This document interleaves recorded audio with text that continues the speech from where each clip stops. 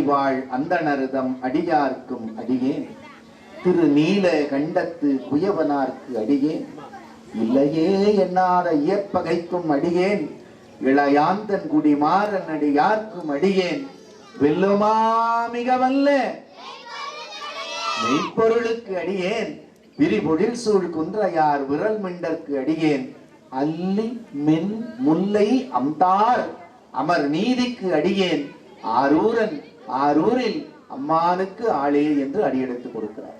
இந்த அடிகளை நாம் சிந்தித்து பார்க்கும் பொழுது நாயன்மார்களுடைய திருவடிக்கு மட்டும் வணக்கத்தை சொல்லி நிறுத்தவில்லை.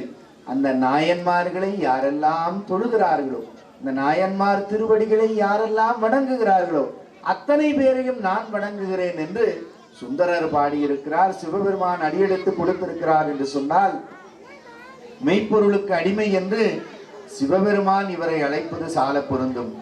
மெய்ப்பொருள் அடிகளார் என்று நாமெல்லாம் அவரை வணங்குவதுதான் இனி சால பொருந்தும்.